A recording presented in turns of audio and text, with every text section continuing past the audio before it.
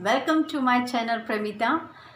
इसके पहले भी मैंने आपके साथ जो वीडियो शेयर किया, आपने लाइक किया, कमेंट्स किया और सब्सक्राइब किया, इसके लिए आप सभी का तहे दिल से शुक्रिया। आज मैं लेकर आई हूँ आपके लिए एक छोटी सी कहानी जिसका मैंने शीर्षक रखा है नमस्कार का चमत्कार। अगर आपको इस कहानी को सुनने के बाद लगता है कि नहीं, इसका टाइटल ये नहीं, कुछ और होना चाहिए, तो ज़रूर आप कमेंट्स बॉक्स में लिखकर मुझे भेजिए। और यदि आपको कहानी अच्छी लगे तो लाइक और सब्सक्राइब करना ना भूलिएगा और शेयर भी ज़रूर करिएगा। तो कहानी ऐसी है दोस्तों कि एक शहर था जहाँ पर कि बहुत बड़ी फैक्ट्री थी और वो फैक्ट्री आइस फैक्ट्री थी, जहाँ पर कि बर्फ़ बनाया जाता था। और उस फैक्ट्री के कुछ नियम थे कि जितने भी वर्कर वहाँ पर आएंगे तो वो अपना नाम एंटर करेंगे और टाइम एंटर करेंगे, और जाते समय भी वो अपना समय वहाँ पर एंटर ज़रूर करेंगे। और फैक्ट्री का जो टाइम था वो 9 बजे से शाम 6 बजे तक का हुआ करता था।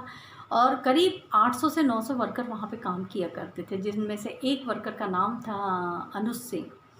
और जिस काउंटर पे साइन करने जाना रहता था वहीं पे थोड़ी ही दूर पे वॉचमैन खड़ा रहता था, और वो बड़े बुज़ुर्ग से थे जिनका नाम था माधव, और उनको सब माधव काका कह कर पुकारते थे। अनुज सिंह भी रोज़ जाया करते थे, लेकिन अपना जैसे नाम एंटर करा, टाइम एंटर किया और उसके बाद काका से बोलते थे नमस्कार काका, कैसे हैं। और काका बड़े अच्छे से मुस्कुरा के दूर से ही बोलते थे ठीक हूँ बेटा। और फैक्ट्री का एक नियम और ये था कि वहाँ पर कोई अपना मोबाइल यूज़ नहीं कर सकता था, और किसी भी कमरे में टेलीफोन नहीं हुआ करते थे। और काफ़ी बड़ी फैक्ट्री थी, वहाँ पे केवल बर्फ़ ही बर्फ़ था। आप सोच सकते हैं कि कितनी ठंडक रहती होगी। और यानी कि व्यक्ति जो है वो बिल्कुल हाड़ कँपाने वाली ठंड रहती होगी वहाँ पर। और यदि उसे बंद कर दिया जाए तो कुछ ही पलों में वो अकड़ के ख़त्म भी हो सकता है। तो इसी प्रकार से अनुज सिंह जी में ये ख़ासियत थी कि वो अपना काम बड़ी ईमानदारी से करते थे, और समय पर आना, समय पे जाना, ये करते थे। अचानक एक दिन ऐसा होता है कि हूटर बजता है, मतलब बज़र बजता है, और सभी वर्कर इकट्ठे होते हैं। तो वहाँ पे अनाउंसमेंट होता है कि आज 6 बजे की जगह आज फैक्ट्री 4 बजे ही बंद कर दी जाएगी किसी कारणों से। तो अनुज सिंह भी सुनते हैं और फिर सोचते हैं कि जाने से पहले मैं एक बार देख कर आ जाऊँ सब सही है कि नहीं है कमरे में।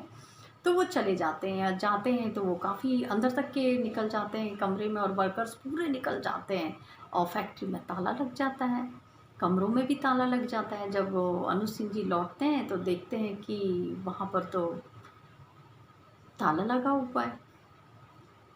फ़ोन भी नहीं था, मोबाइल भी नहीं था। क्या करते हो, तो फंस चुके थे और सारे वर्कर घर जा चुके थे। अब अकेले वो क्या करते, बस। और पूरे ही कमरे में बर्फ़ ही बर्फ़ था। तो उन्हें लगा अब तो मैं ज़िंदा ही नहीं बच सकता, क्योंकि इतनी ठंड, हाड़ कँपा देने वाली ठंड, इतनी ठंडक में तो मैं सुबह तक के बचूँगा ही नहीं। जब उन्होंने ऐसा सोचा कि अब तो मेरा अंतिम समय आ गया है, और अंतिम समय में स्वाभाविक है दोस्तों, हम एक बार ईश्वर को याद करते हैं और उन सबको याद करते हैं जो हमारे दिल के बहुत करीब होते हैं। अनुज सिंह भी वहाँ पर बैठ गए और उन्होंने ये मान लिया कि अब तो मैं बचूँगा नहीं, क्योंकि ये फैक्ट्री कल ही 9 बजे खुलेगी, और अभी शाम के 4 बजे से लेकर कल 9 बजे तक के इतने घंटों में तो मैं बचूँगा ही नहीं। तो उनके आँखों से आंसू बहने लगे और उन्होंने भगवान को याद किया, और सिर्फ एक ही बात उन्होंने अपने मन से कही कि हे ईश्वर, यदि इतनी ज़िंदगी में मैंने कोई भी एक नेक काम किया हो तो मुझे बचा ले, और यदि नहीं किया है तो मैं तो तेरी शरण में आ ही रहा हूँ। वो आंखें बंद करके पहले थोड़ी देर तक कि यहाँ वहाँ घूमते रहते हैं कि कहीं से कुछ ऐसा मुझे एहसास हो कि कोई आ रहा है तो मैं कह दूँ कि दरवाज़ा खोल दो। लेकिन अचानक ऐसा होता है कि कहीं से भी उन्हें सुराग नहीं मिलता है बाहर निकलने का, और वो चुपचाप उस कमरे में बैठ जाते हैं, और वो आंखें बंद करके बैठ जाते हैं, और बस वो यही सोच लेते हैं कि अब तो मुझे बचना ही नहीं है। जब वो आंखें बंद करके बैठे हुए होते हैं और आँखों में से उनके आंसू बहते हैं, उन्हें ये यकीन था कि मैं सुबह तक के तो नहीं बचूँगा। और अचानक ऐसा होता है कि उनके सामने कोई खड़ा हो जाता है और वो आंखें बंद करके बैठे होते हैं और अचानक उन्हें आवाज़ आती है, बेटा।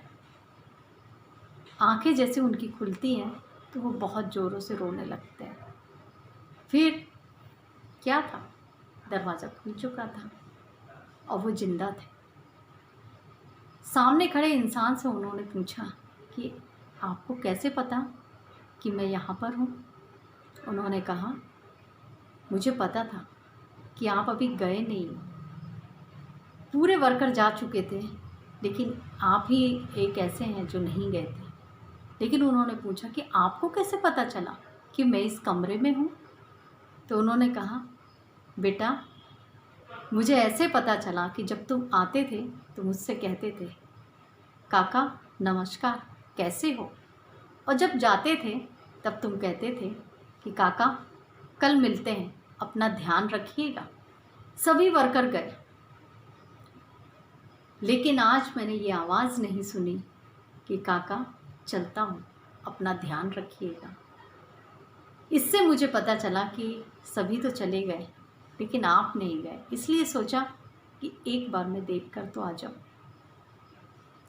अनुज सिंह ने उन्हें गले से लगा लिया और बहुत ज़ोर से रोने लगे।